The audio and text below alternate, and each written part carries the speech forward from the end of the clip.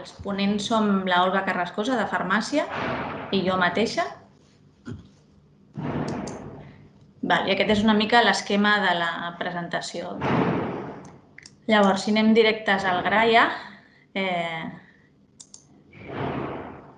us volia presentar, no vull fer moltes definicions, però sí que us volia comentar algunes novetats que hi ha respecte al virus.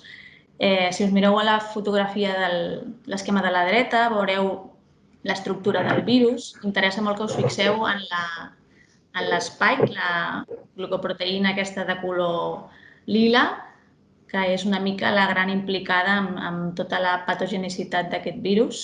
Sabeu que la variant inicial del virus s'ha anat substituint per una variant diferent, que sembla ser que és més contagiosa, però que sembla que amb els nens la susceptibilitat a tenir la infecció i també la capacitat infectiva, sobretot en menors de 10 anys, és menor. No parlarem tampoc de quin és el reservori, sembla que hi ha diversos animals implicats, sabem més o menys on va començar, però encara queda molta informació per desvetllar. Aquest és el mapa de la situació mundial. Quan vam fer la primera presentació, si us hi fixeu, hi ha uns quants països, al mes de febrer, amb transmissió comunitària. I aquesta és la situació que vaig revisar el 17 d'octubre. Fixeu-vos en els milions de casos que hi ha mundialment. Avui en tenim ja 49 milions. Per tant, casos de forma expansiva. Aquesta és la situació a Europa. A dalt, aquí dalt, veieu els casos que teníem al mes de març i els casos que tenim ara mateix, també revisat a l'octubre. I amb aquesta diapositiva d'aquí el que volia és que us fixéssiu amb les barres, aquesta és la distribució mundial de casos, amb les barres de color blau a Xina, començant pel finals de gener i el mes de febrer, i aquí amb taronja comencen a aparèixer aquestes barres de casos fora de la Xina. Bé, posat en perspectiva, això ara mateix, aquí en vermell us he marcat aquesta gràfica. Aquests són els casos que us he ensenyat i aquesta és la situació actual. En verd fosc, els casos a Europa, que van en ascens, amb un groc-verd així més clar, els casos a l'Àsia, i aquí tenim Amèrica, amb una progressió realment ascendent. De les vies de transmissió entre humans sí que hi ha hagut alguns canvis en les investigacions que s'han fet.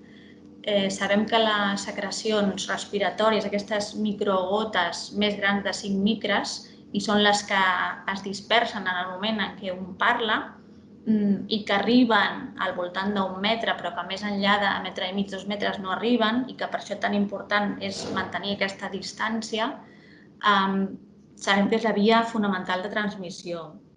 En l'altra sessió vam comentar que hi havia una altra via, que era la transmissió per superfícies contaminades o les fòmites, que això sembla que probablement no té tanta transcendència, tot i que segurament l'hem reduït molt simplement amb la higiene de mans i amb la neteja de superfícies. I aquí venen els canvis. Quan vam parlar l'altra vegada de la transmissió per la via aèrea, que vam dir que no estava demostrada, que sí que podia ser que en alguns procediments mèdics es desprenguessin aquests aerosols i quedessin aquestes partícules en suspensió, ara sabem que aquesta transmissió té molta importància. Perquè fa la transmissió a través de les femtes sembla que és poc rellevant i sí que hi ha un altre canvi important també respecte a la transmissió en persones asimptomàtiques. No és fins al mes de juliol que l'OMS publica aquest brief en què ja parla de la transmissió per via aèrea, però molt tímidament. 2 mesos després, al mes d'octubre, els CDC americans també fan un statement en què parlen d'aquesta transmissió, però també amb la boca petita. Perquè fa la transmissió en asimptomàtics, en aquest estudi espanyol de prevalença, el que miraven era la serologia mirada per diferents tècniques i comparaven respecte a les PCRs. Llavors és un estudi bastant extens i el que crida més l'atenció és que fins a una tercera part de persones amb serologia positiva havien estat asimptomàtics, és a dir, no havien tingut en cap moment clínica. Per tant, és possible que al voltant d'un 30% dels contagis es produeixin de manera asimptomàtica. El mateix passa amb el personal sanitari, que sembla que som personal de risc. Aquí he de fer un petit incís. Vam convidar la Ruth Ripoll per fer que ens portés les seves dades sobre els contagis aquí al nostre hospital, però just avui estan sortint de guàrdia. Sí que s'han compromès a presentar-nos aquestes dades. Llavors, la pregunta, la PCR és infectiva? Quan m'he de desaïllar? Fins quan soc contagiós? Bueno, si veieu aquí, això és el dia 0, el dia que jo començo a tenir símptomes, soc capaç de transmetre la malaltia perquè tinc la màxima càrrega viral uns dies abans i fins al 5è dia aproximadament. Per tant, aquest és el moment en què jo hauria de tallar totes aquestes cadenes de contagi.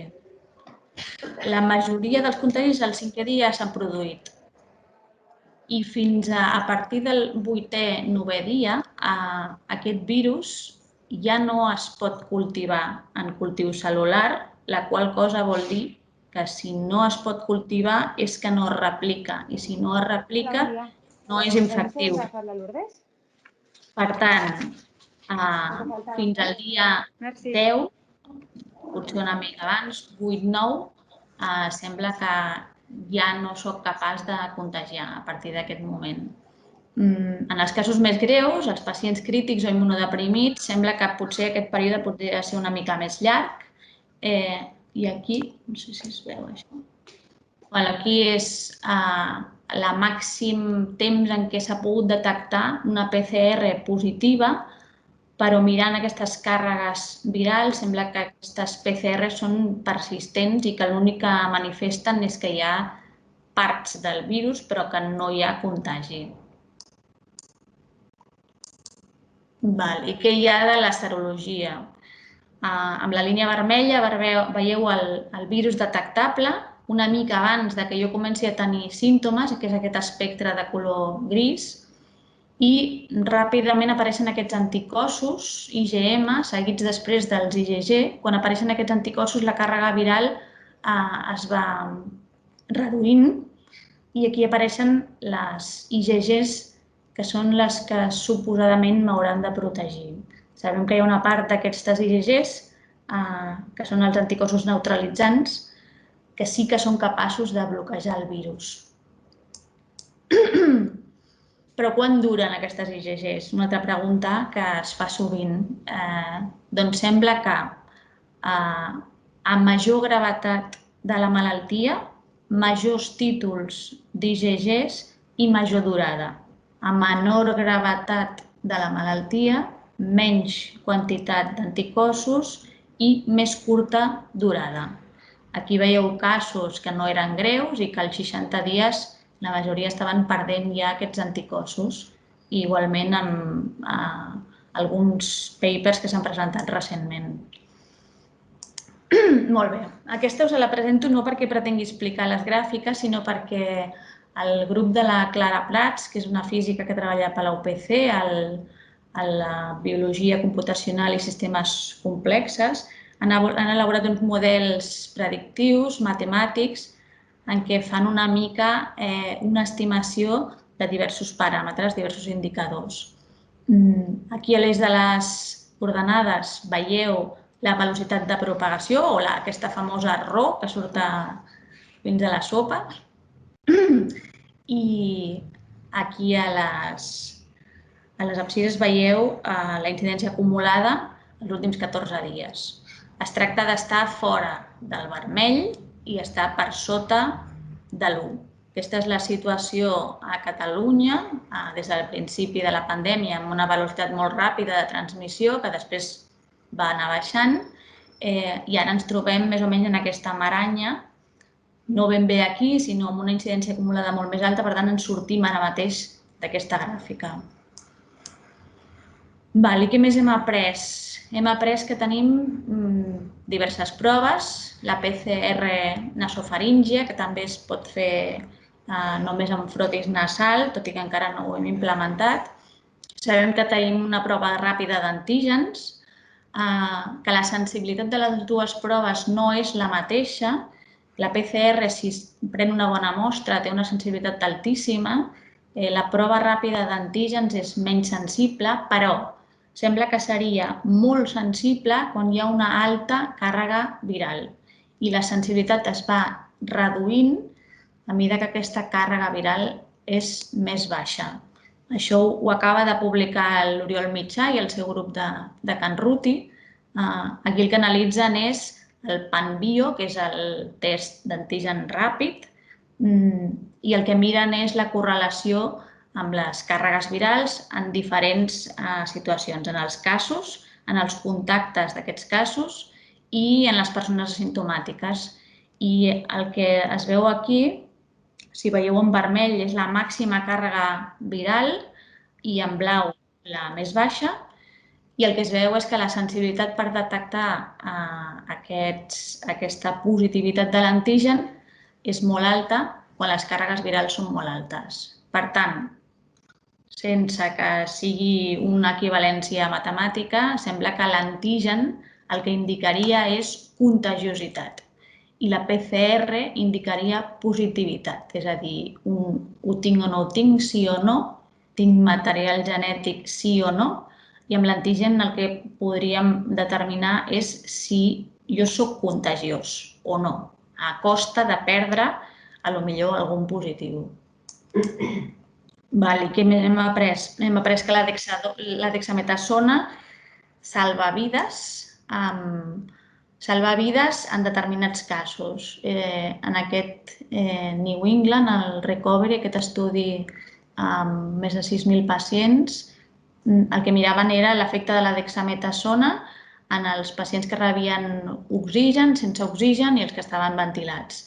I sembla que redueix la mortalitat en els pacients que requereixen oxigenoteràpia i ventilació mecànica. No sabem què passa amb els corticoides, no sabem què passa a llarg termini, no sabem què passa quan els associem a altres immunomoduladors que hem utilitzat, no sabem què passa amb la immunitat, no sabem quina és la millor dosi, no sabem exactament quan s'han d'iniciar els corticoides, no sabem què passa amb els nens, amb els immunodeprimits, amb l'embaràs, amb els pacients amb tuberculosi i no sabem quins efectes té amb la replicació viral. I aquest és l'altre estudi de la OMS, el Solidarity, que el que mira eren diversos fàrmacs, remdesivir, hidroxicloroquina, lopinavir, interferon. D'aquests tres últims no diré res, perquè d'entrada no serveixen. I de remdesivir contradiu una mica l'estudi previ que s'havia publicat i que va motivar la comercialització de remdesivir als Estats Units, que el que deia aquell estudi era que es reduïa el temps de símptomes, reduïa l'estada hospitalària. En aquest estudi el que es veu és que no sembla ni que redueixi la mortalitat ni que redueixi el temps fins a l'inici de ventilació i ni tampoc l'hospitalització. Veieu que les corbes estan superposades l'una amb l'altra. Molt bé, i ara us presento dades nostres, que li he d'agrair que me les hagi facilitat la María Jesús Martínez.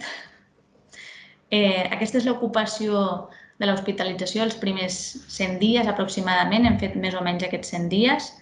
Les barres amb vermell, marró són els llits ocupats, en blau teniu els llits disponibles i aquí veieu els Covid positius, els pacients Covid positius, com augmenten paral·lelament els llits ocupats i que arriba a haver-hi algun moment en què són la gran majoria. Aquí ho veieu separat per Covid positius pendents i no Covid. Hospitalització convencional, aquí no inclou l'ocupació d'urgències. I veieu que al principi hi havia molts casos de Covid pendent, que eren aquells dies en què havíem d'esperar 3, 4 i 5 dies a disposar d'un resultat de PCR. Després tot això va millorar. I aquí teniu els ingressos diaris de pacients confirmats amb Covid. Veieu aquí que hi ha algun dia on hi ha quasi 25 ingressos. Això són 4 dades. Es van donar 1.356 altes totals en qualsevol diagnòstic, 389 van ser altes Covid, vam fer 96 trasllats a Sant Pau, pràcticament tots van acabar a la UCI. La mitja d'aquests pacients era de 69 anys, vam tenir 45 èxitus, una estada mitja de 8,7 dies, la majoria eren pacients espanyols i hi havia més homes que dones. I microbiologia també ha hagut de treballar molt. Des del 10 al 15 de març ells no tenien capacitat per fer PCRs i s'enviaven les mostres al clínic. A partir del 16 de març es van enviar aquestes mostres al CLI, al nostre laboratori, i es van processar aquestes 2.441 i del 16 de març fins ara hem fet ja unes 7.000 PCRs. I el Servei de Medicina Interna va liderar el projecte per fer aquesta consulta ràpida, una consulta en la que es veuen pacients tant d'urgències com d'hospitalització, com de primària, com els pacients que van a cirurgia i que tenen una PCR abans de la cirurgia positiva i que ha permès reduir un gran volum d'ingressos. Per què vam decidir muntar aquesta consulta? Doncs, per una banda, pels casos de Covid agut que venien a urgències, pacients joves que potser no tenien criteris d'ingrés en aquell moment, però que tampoc sabíem què passaria al cap de 2 o 3 dies, que és el gran volum de pacients. I després pels casos post-Covid, aquells pacients que a l'alta d'hospitalització encara persistien amb símptomes o radiologia patològica o alguna alteració analítica que calia seguir. I una mica l'espectre dels 2 pacients que seguim veient ara mateix. Vam començar la consulta el 17 d'abril. Aquestes dades estan revisades al mes d'octubre, per tant, ara aquests números són més alts. 438 visites, 236 pacients, veiem 6 pacients al dia i amb l'ajuda i suport fonamental de l'equip d'infermeria, d'urgències, el laboratori, radiologia i els administratius. I hem fet menys de 10 ingressos de tots aquests pacients que hem visitat.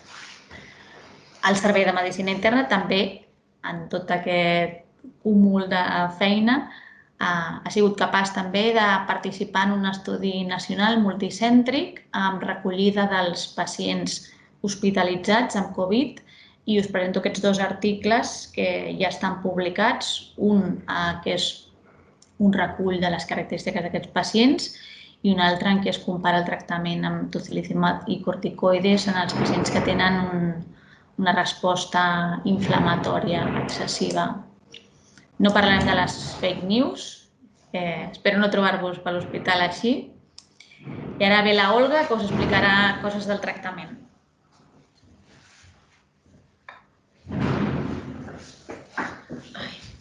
Buenos días a todos.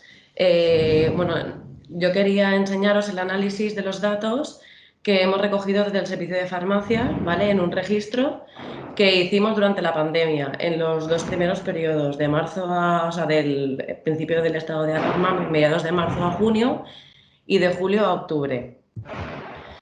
Entonces, ¿por qué hicimos este registro? Es porque durante la primera ola, de marzo a junio, los medicamentos necesarios específicos para tratar la infección de coronavirus tenían que adquirirse a través de la plataforma de medicamentos en situaciones especiales de la agencia, ¿vale? En el marco de una distribución controlada y siguiendo las instrucciones de la propia agencia. Esta adquisición se hacía de manera diaria, una solicitud del medicamento al día, ¿vale? Por paciente, recopilando todas las historias clínicas y las indicaciones de esos tratamientos a los pacientes.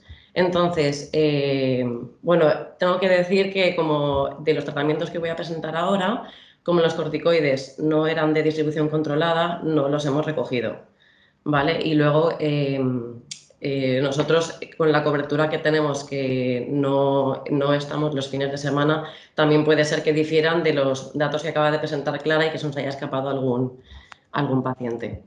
Entonces, bueno, ¿de qué tratamientos estamos hablando? Como todos ya los conocéis, voy a pasar rápido. Bueno, esta es la primera versión del protocolo del CatSalud que se publicó en abril 2020, ¿vale? Sobre el tratamiento farmacológico de la infección por coronavirus, donde se indicaba pues, Dolquine, Caletra, Remdesivir y Tocilizumab, entre otros fármacos. Y estos son los pacientes que hemos recogido durante la primera ola. Tenemos registrados 436 pacientes tratados con estos fármacos. La distribución del sexo es bastante homogénea, 50% varones y mujeres. Y esta es la distribución de los pacientes tratados según los meses.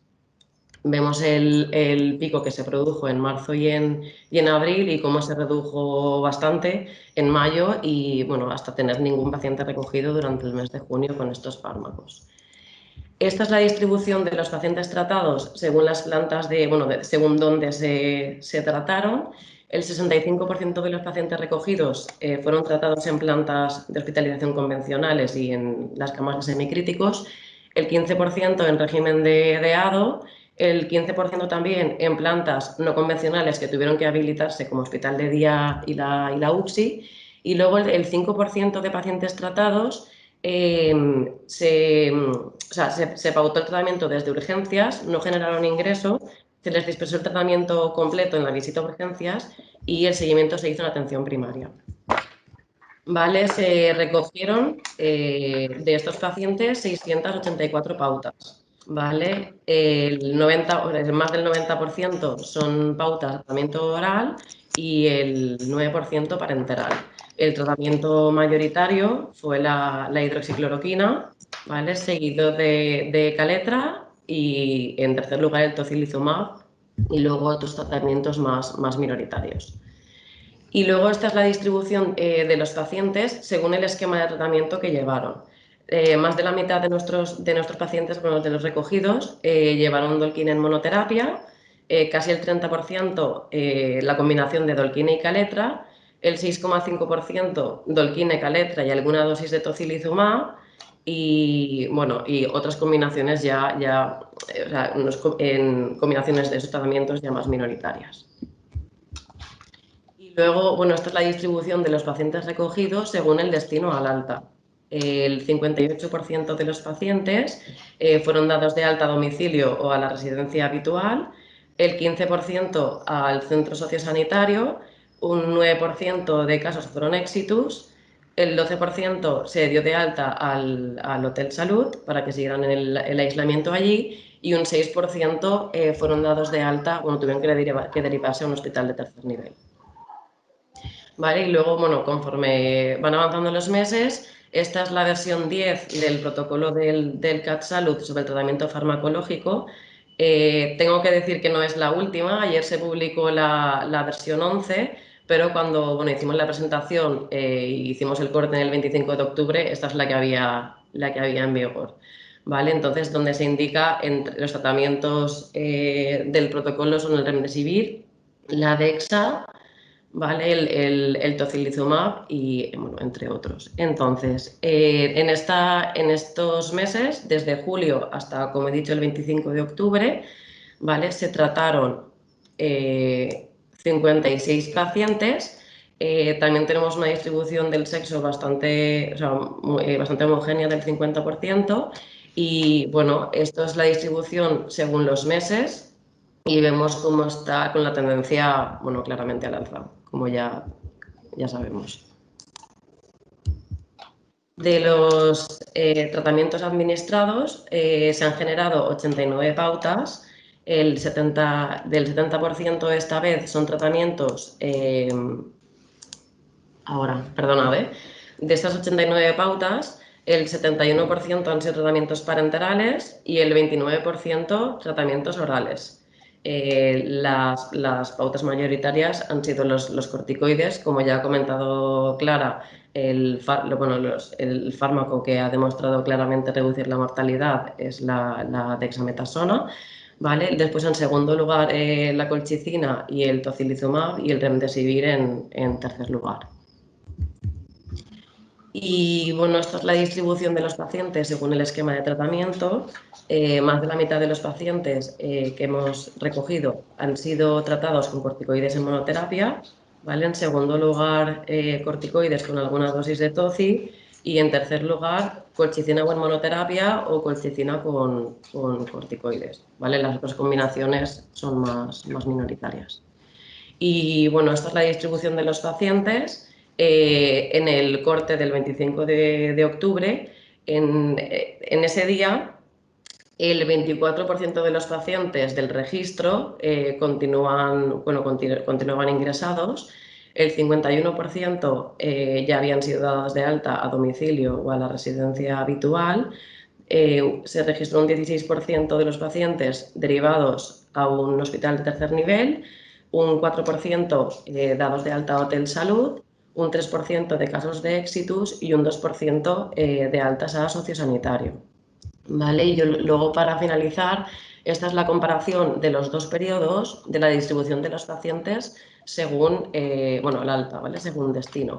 Entonces, de estos pacientes que hemos recogido, más del 50% en los dos periodos han sido dados de alta a su domicilio o residencia habitual. En este segundo periodo se ha reducido los casos de éxitus y las altas a Hotel Salud y a sociosanitario, y ha aumentado las derivaciones a los hospitales de tercer nivel. Vale, y ahora, bueno, Clara continuará con la presentación.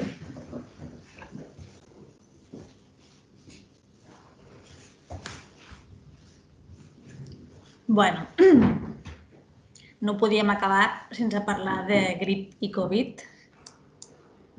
A la temporada passada, que no és l'any passat, sinó fins al febrer del 2020, van haver-hi 1.600 casos de grip hospitalitzats, amb 145 morts. Sabem que la mortalitat és molt més alta a major edat, però que el 70% d'aquests pacients no estan vacunats. Per tant, tot i que l'efectivitat de la vacuna globalment no és de les millors, oscil·la entre un 40 i un 70%, què passa si jo no em vacuno de la grip i m'infecto amb els dos virus, grip i coronavirus? Doncs aquests anglesos van agafar uns ratolins i els van infectar. Uns els van infectar només amb el virus de la grip, uns altres els van infectar només amb el SARS-CoV-2 i uns altres els van infectar amb els dos virus conjuntament. Llavors, si veieu les corbes aquí de supervivència, els que no estaven infectats van sobreviure un 100%, els que es van infectar amb SARS-CoV-2 tenien una supervivència al voltant una mica més del 80%, els que estaven infectats amb el virus de la grip tenien una supervivència superior al 60%, i els que tenien coinfecció, grip i SARS-CoV-2, sobrevivien al 10%. Per tant, sembla que la mortalitat es duplica quan hi ha coinfecció, grip, SARS-CoV-2, i per tant és important vacunar-se. Suposo que tots esteu vacunats ja. Quan hem de vacunar els casos de Covid? Doncs quan finalitza l'aïllament. Els contactes estrets d'aquests casos de Covid s'haurien de vacunar després de la quarantena, i els pacients que estan hospitalitzats amb Covid, aquí el que s'ha de valorar és el risc-benefici d'aquesta vacuna. Si un pacient està hospitalitzat molt de temps i la seva situació està estable, es podria considerar aquesta vacuna.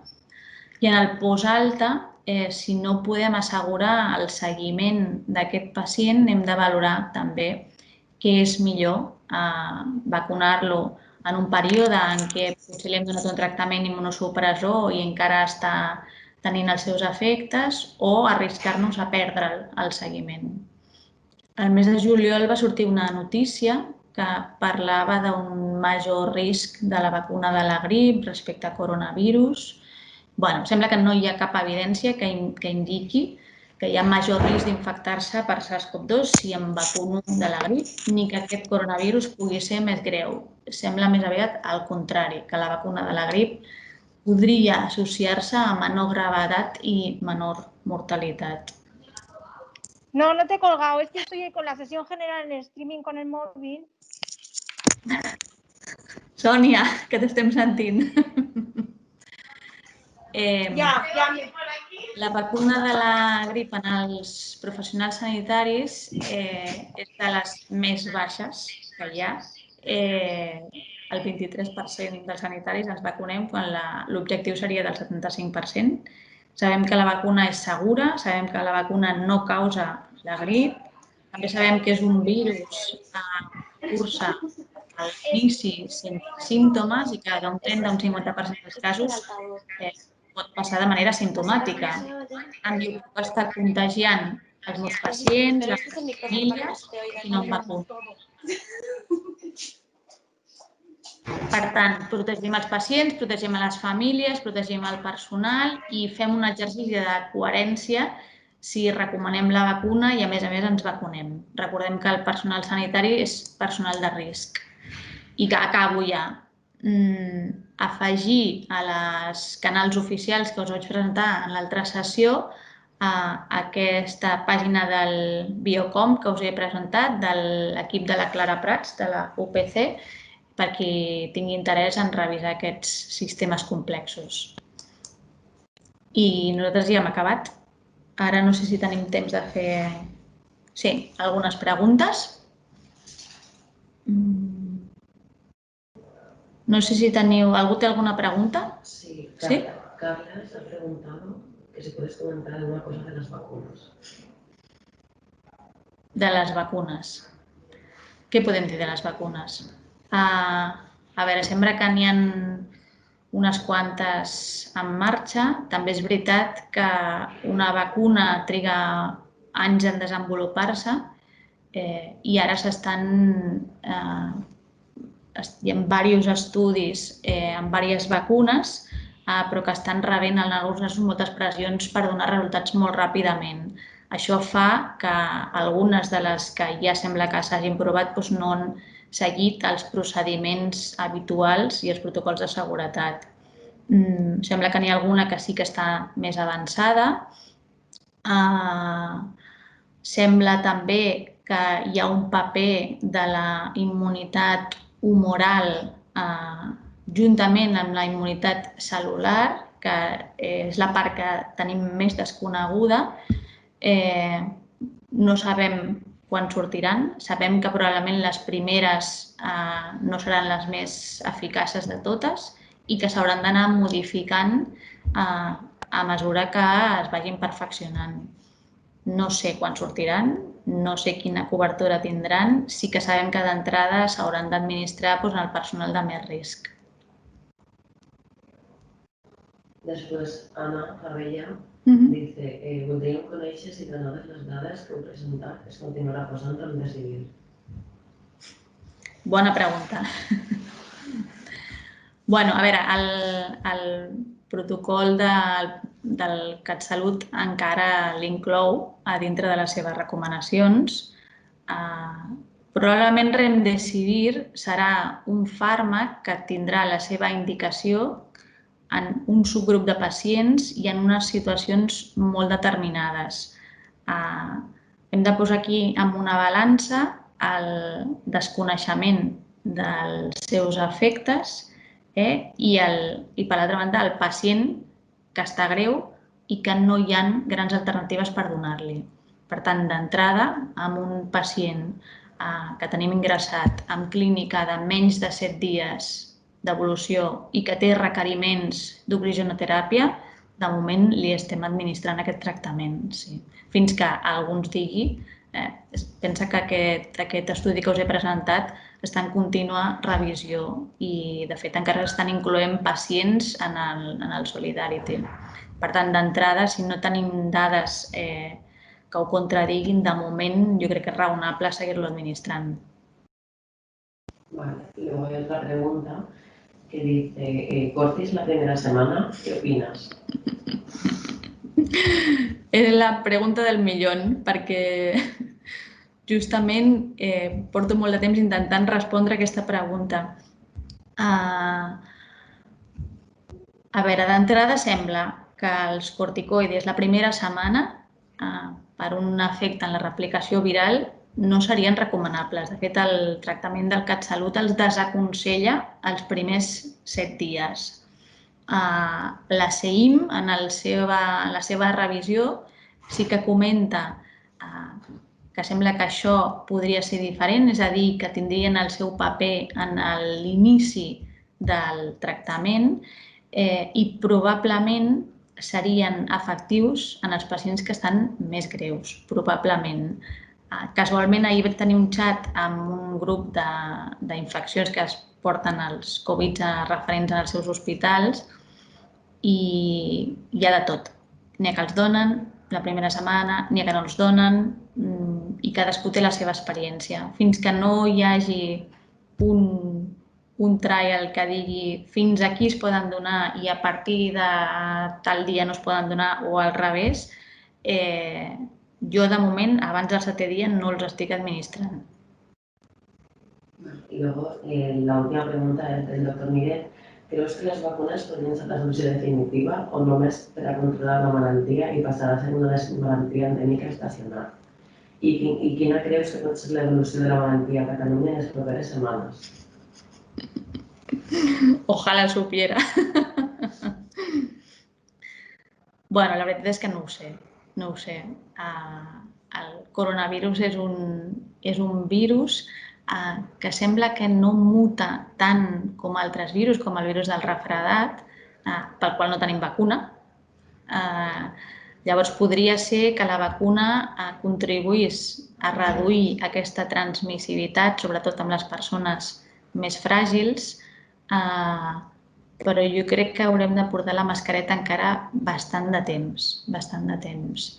No sabem tampoc quina serà la cobertura vacunal, és a dir, l'eficàcia de cada vacuna.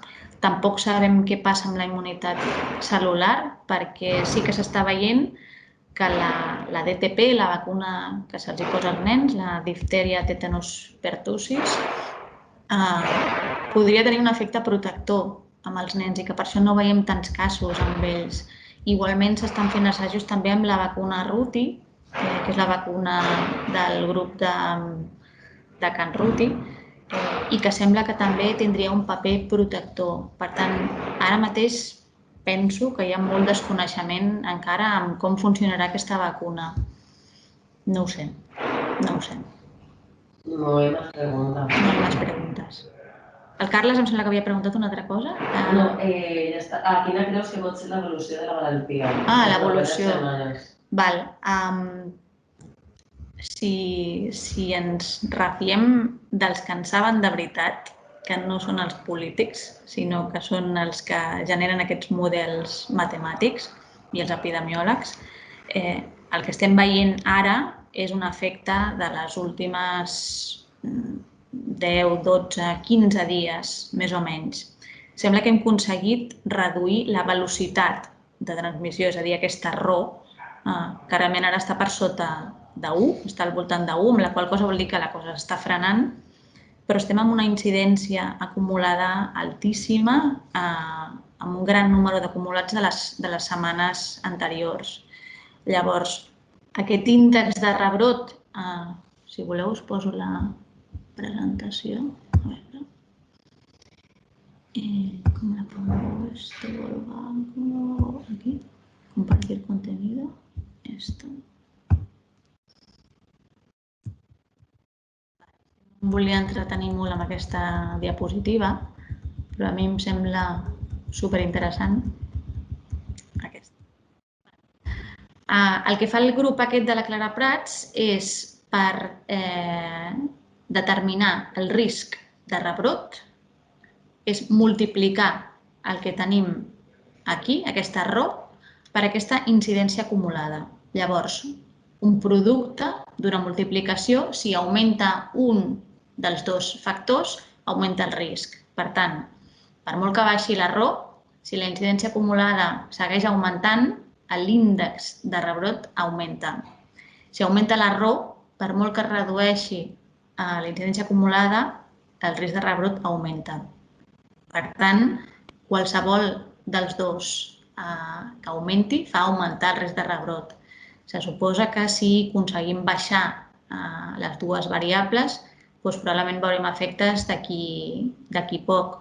Però les dades que tenim avui són el reflex del que hem fet els últims 15 dies. Probablement ara hi hagi una petita contenció, però jo prevec que quan hi hagi aquesta contenció ens tornarem a relaxar, tornarem a sortir al carrer i pot ser que empitjori i que llavors vindrà la grip.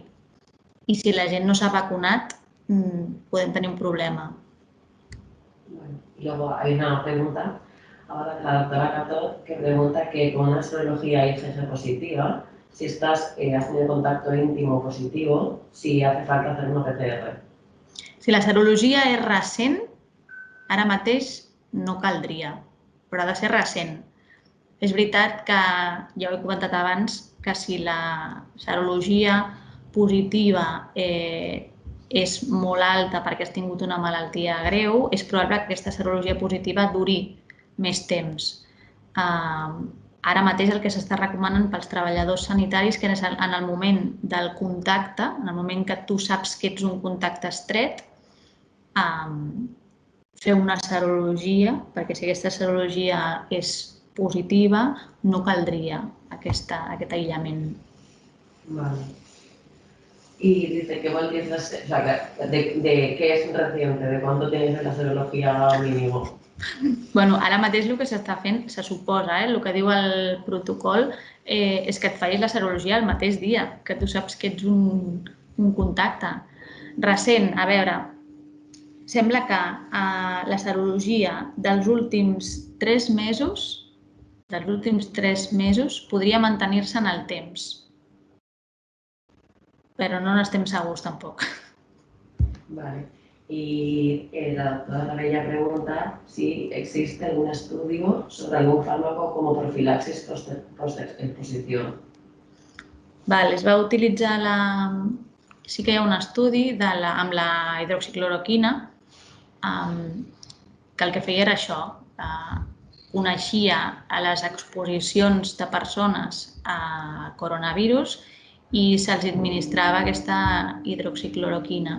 De moment no sembla que hi hagi resultats massa esperançadors ara mateix. No hay más preguntas. No? Doncs són 8:45. Carla, si us sembla, ho deixem aquí, si la gent no té més preguntes. Com vulgueu, això vosaltres.